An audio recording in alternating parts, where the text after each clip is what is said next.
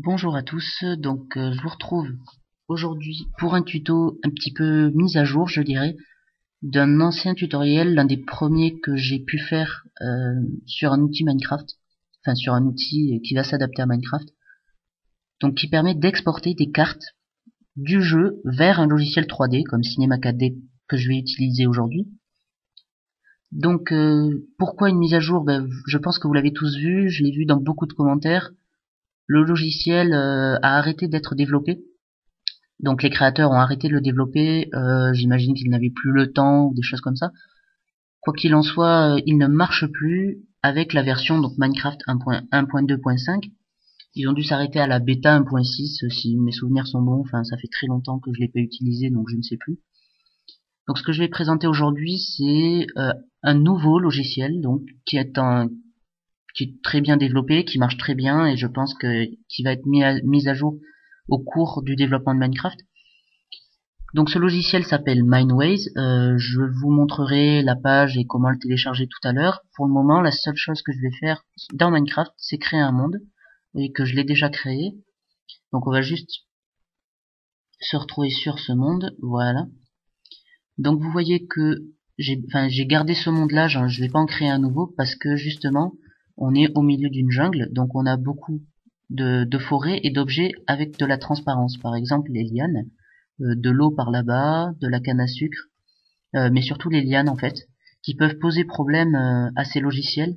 Je me rappelle que dans celui que j'utilisais avant, enfin, en tout cas dans la dernière vidéo, les objets transparents n'étaient pas très bien gérés, les fleurs buggaient, ainsi que les blocs de comment ça s'appelle d'herbe, que l'on voit par là. Voilà, les blocs d'herbe n'étaient pas bien exportés, on avait des espèces de trucs noirs un petit peu moches qui buggaient. Cette carte est plutôt pas mal, hein. Donc on a de l'eau, on a de la neige, on a tout ce qu'il faut pour pouvoir tester le logiciel. Donc voilà, alors maintenant que je vous ai montré un petit peu à quoi ressemblait la map, on va quitter le jeu, aller sur la page de téléchargement. Donc je mettrai le lien dans la description, pardon. Sinon, vous tapez Mineways sur Google et vous tombez directement sur cette page, même pas besoin d'aller ailleurs, vous tomberez directement là-dessus. Donc, un petit peu une présentation très rapide. Donc là, l'objet dans Minecraft, donc ici une tour Eiffel, bon voilà. Ensuite, dans le logiciel, donc vous voyez que le rectangle violet va indiquer au logiciel quelle partie exporter. Ensuite, la vue dans un logiciel, donc j'imagine où on peut visualiser des objets 3D. Et ensuite, donc l'objet imprimé par une imprimante 3D, puisque le principe de base du logiciel, comme vous pouvez le voir dans la description qui est en anglais, est d'exporter en fait des objets 3D pour des imprimantes qui permettent d'imprimer ce genre d'objet, donc en 3D solide. Voilà. Donc vous voyez que l'objet en ressort à peu près comme on le voit ici. C'est plutôt pas mal. Bon, les torches sont buggées, ce que je vois. Ouais, elles sont un petit peu buggées les torches. Donc on va le télécharger, tout simplement aller dans Superfast Quick Start, cliquer sur Download. Donc je l'ai déjà téléchargé, hein, je vais pas le re-télécharger puisque ça prend un certain temps vu ma connexion. Donc vous voyez qu'il y a plusieurs choses dedans. Donc on a plusieurs terrains qui servent essentiellement à montrer en fait, enfin c'est des packs de textures hein, que vous pouvez trouver sur des sites. Donc ici par exemple CodeTreeCraft j'imagine. Ensuite le DokuCraft, je sais pas trop comment ça se dit, que je connais plus, voilà. Donc il va vous permettre de changer les textures, puisqu'en fait le logiciel va, comment dire, le logiciel va exporter sa propre texture que vous pourrez ensuite utiliser dans votre logiciel 3D. Du coup, il faut exporter vos terrains.png de manière, enfin, avant d'utiliser l'exportation réalisée par le logiciel. Je m'embrouille un peu, c'est pas très clair. Je vais reprendre depuis le début. Si vous voulez, bon, je vais lancer le logiciel, ce sera plus simple. Voilà. Donc, vous pouvez ici sélectionner un terrain.png pour l'export. parce qu'en fait, le logiciel va exporter un autre fichier terrain, un autre fichier PNG, une autre texture, qui est différente de celle des terrains.png. Donc en fait, on va avoir en haut une bande avec plusieurs couleurs, en bas un carré noir, enfin des choses différentes. Donc il vaut mieux utiliser, se débrouiller ici avec cette option pour importer votre terrain.png, parce que sinon ça va bugger après et dans le logiciel dans votre logiciel 3D vous allez galérer pour utiliser ces textures. Donc pensez d'abord à bien sélectionner un terrain.png, celui que vous allez utiliser après. Alors sinon bien sûr vous pouvez ouvrir un fichier pourri, un petit bout de map et exporter seulement les images si vous en avez besoin. Donc on va ouvrir un monde. Donc bon là je l'ai déjà ouvert donc je peux le rouvrir ici, mais sinon vous allez dans Open World, Custom World et vous allez le chercher. Donc on va mettre ça en plus grand. Vous voyez qu'ici j'ai pas énormément exploré mon monde, donc du coup j'ai quasiment qu'un seul chunk, c'est pas très grand. Mais bon, on s'en fiche. Donc vous voyez qu'avec le clic gauche on peut déplacer la carte et clic droit, je sais pas si je l'ai dit tout à l'heure, mais sélectionner la zone à exporter. Donc là il m'informe que certains blocs sont en dessous de ma limite minimale, donc ici lower depth, ça va être la hauteur minimale si vous voulez au niveau de l'export. Donc hop, on va mettre en 59. Donc en dessous de 59, j'imagine qu'il n'y a plus rien, si j'ai bien compris ce qu'il était en train de me dire. Donc voilà, on va exporter à peu près à ce niveau-là, hein, on va pas chipoter, donc ça c'est bon. Ensuite, donc vous avez ici plusieurs options. Donc Lightning par exemple qui permet d'afficher les zones lumineuses. Alors si par exemple vous avez une ville, vous allez avoir toutes les torches qui vont être éclairées. Bon ici comme j'ai rien mis, rien n'est éclairé. Ensuite Cave Mode qui vous permet de voir les caves. Donc voilà les sous-sols. Hein. Hop. Si jamais vous avez besoin de faire une animation dans un sous-sol, des choses comme ça. Ça je ne sais pas trop à quoi ça sert. Bon c'est pas grave. Voilà, donc et si vous avez par exemple dans Minecraft retravaillé votre monde, vous pouvez en appuyant ici recharger le monde après l'avoir ouvert. Donc Jump to Spawn permet d'accéder, enfin de se centrer sur le spawn de la map. Jump to Player sur le joueur qui est sur la map. Et Jump to Model, je ne sais pas vraiment à quoi ça sert. J'imagine centrer, quelque chose comme ça, je sais pas trop. Ensuite Color, alors là ça vous permet de changer par exemple les couleurs de chaque élément. Donc par exemple, vous voyez qu'ici je me mets sur de l'herbe, je vais y arriver. Vous voyez que en bas à gauche, j'ai la position, donc toc, la position 216 383, la position en hauteur qui est de 62 et le type de matériau donc ici et qui est je vais y arriver, de l'herbe, voilà. Donc si vous changez, donc là j'ai changé la couleur de l'herbe justement, je l'ai mise marron. Donc vous voyez que tout ce qui est herbe va être changé en couleur marron, juste en changeant le color scheme. Donc vous pouvez modifier les color scheme. Alors c'est pas très joli, hein, mais par exemple vous voyez qu'ici grass je l'ai mis dans une couleur un peu plus sombre. Mais bon, par exemple si je veux le mettre en blanc, j'en ai peut-être trop mis là, hop. Voilà, normalement, j'ai dû rater quelque chose. Edit. Grâce 100. Ah non, ça va pas marcher.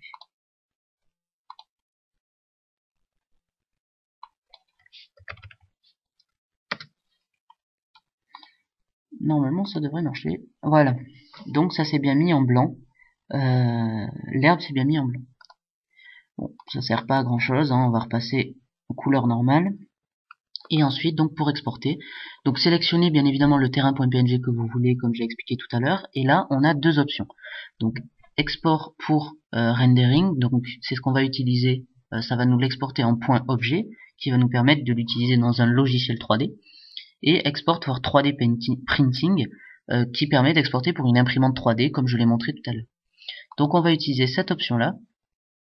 On va se mettre donc dans le répertoire Mineway, donc là où il y a ma carte. Donc j'ai copié le lien, comme ça je le trouverai plus facilement tout à l'heure. Nom du fichier, donc je l'ai déjà créé tout à l'heure pour voir si ça marchait bien. On va en créer un nouveau. Donc map test, voilà, enregistré. Donc là on a un menu qui s'ouvre. Donc le menu ici est déjà configuré, puisque c'est par rapport à la hauteur maximale qu'on a fixée dans cette barre là, la hauteur minimale qu'on a fixée dans cette barre là, et le cadre violet qu'on a créé avec le clic droit. Donc ça, normalement, on n'a pas besoin de toucher. Vous pouvez légèrement modifier si vous avez des valeurs, ou tout simplement, si vous avez déjà vu dans Minecraft tout ce qu'il vous fallait, enfin la zone qu'il vous fallait exporter, et que vous avez relevé les coordonnées xmin, xmax, ymin, ymax, zmin, zmax, vous pouvez les fixer plus précisément ici. Par exemple, si je veux 230, toc, je mets 230. Il n'y a pas de... Voilà, ça vous permet de fixer plus précisément votre cadre. Ensuite, donc ici on sélectionne tout ce qu'on veut exporter. Donc là, export full color texture pattern. Donc me permet d'exporter justement cette texture terrain.png, ce nouveau terrain.png qui sera plus pratique entre guillemets à utiliser. Donc là, j'exporte tout.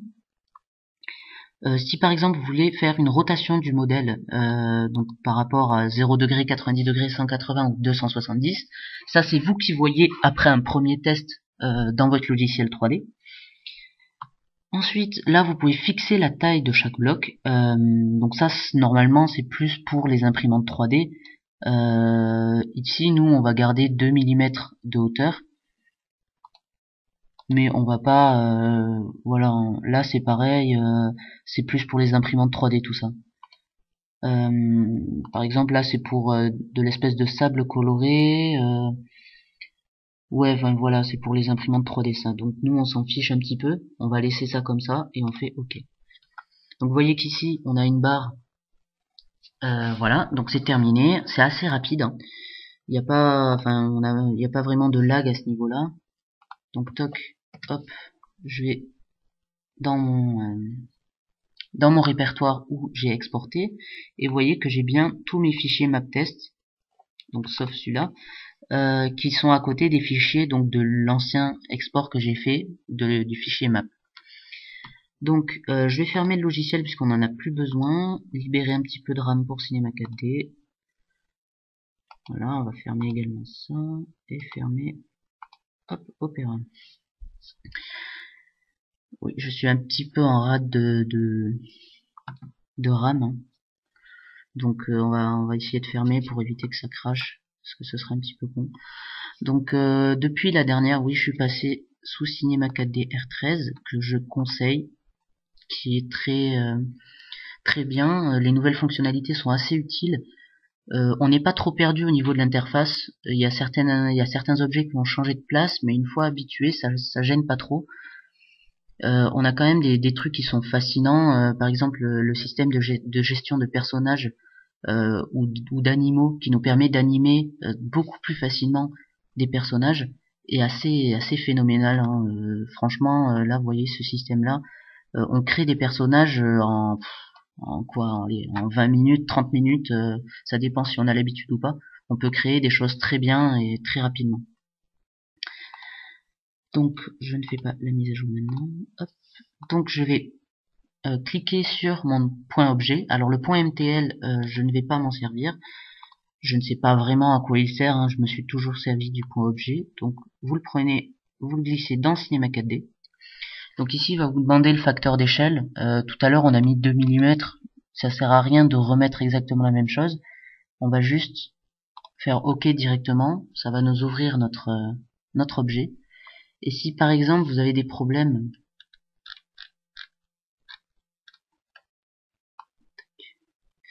voilà notre objet. Donc si par exemple vous avez des problèmes, je disais, avec... Ouh, la caméra qui bug un peu. Vous avez des problèmes avec... je sais plus ce que je voulais dire. Avec, oui, la taille de votre objet. Donc là vous voyez que c'est assez petit, hein, par rapport au carreau. Par rapport au carreau que vous avez de base, c'est vraiment très petit. Donc vous pouvez augmenter. Je pense que le bug en fait de la caméra vient de là. Vient du fait que ce soit très petit. Donc on va fermer. On va pas enregistrer et on va reglisser en fait notre objet dans Cinema 4D, facteur d'échelle, donc là on va augmenter, on va peut-être passer à quelque chose genre 10. Voilà. Et donc là, vous voyez que la caméra bug un petit peu moins. Ça, c'est quand même plus joli. On a moins ces bugs de zoom qui suppriment un petit peu les objets. Vous voyez que quand je zoome, ça supprime des objets. C'est par rapport à la taille, en fait, qui est vraiment trop petite. Donc, pour le moment, on n'a pas les textures. Donc, comment faire pour les ajouter? Vous sélectionnez tous vos objets. Et vous avez ici, donc, matériaux 17 éléments, le nom des éléments. Et on va aller dans texture, sélectionner, charger une image. Voilà, donc vous allez dans votre répertoire où vous avez exporté, et là vous sélectionnez. Soit, alors si vous avez envie de faire ça en 2 canaux, il me semble que c'est ce qu'il faut qu'on fasse, puisque Cinema 4D ne prend pas le canal alpha d'un PNG, il ne prend que les canaux alpha extérieurs. Donc on va cliquer sur RGB, sélectionner, vous voyez que on a nos couleurs qui se sont mises. Si on fait un premier rendu, donc voilà, on voit qu'on a bien nos couleurs, mais les feuilles sont solides, l'eau est solide, on n'a pas cet effet de transparence que l'on cherche. Donc on va dans base, on fait alpha, tout simplement, on clique sur alpha, texture, charger une image, et là on va sélectionner notre PNG qui s'appelle alpha. On sélectionne, pour le moment rien ne change, il faut décocher image alpha. Donc on décoche image alpha, on fait un rendu, et là, on a bien notre effet de transparence, que ce soit sur l'eau et dans les feuilles. Donc par exemple, je vais essayer de trouver des lianes quelque part. Toc. Oula. Ça bug. Oula, pardon. Ça bug légèrement. Voilà, donc on a bien là par exemple en bas à droite de la canne à sucre qui est bien mise. On voit un petit peu légèrement les trous dans les feuilles. Je sais pas si ça va se voir sur la vidéo, hein. Mais bon, quoi qu'il en soit, on a bien cet effet de transparence, il n'y a pas de souci. Que ce soit dans l'eau. Alors là, j'ai peut-être pas assez exporté au niveau de la profondeur, du coup, notre eau est à même le sol. On n'a pas vraiment enfin, on n'a pas de choses sous l'eau. Du coup, on n'a pas cet effet de transparence de l'eau qui est visible. Voilà, donc à peu près les fonctionnalités du logiciel, hein, de ce que ça permet de faire. C'est plutôt, enfin, il n'y a pas de problème, hein, ça ressemble au jeu. Le seul petit souci, voilà, qu'on peut avoir, c'est, par exemple, si vous n'aimez pas trop, vous pouvez aller dans spécularité. Non, voilà, couleur, spécularité, mais si c'est bien là. Alors j'ai du mal, je ne sais plus où c'est.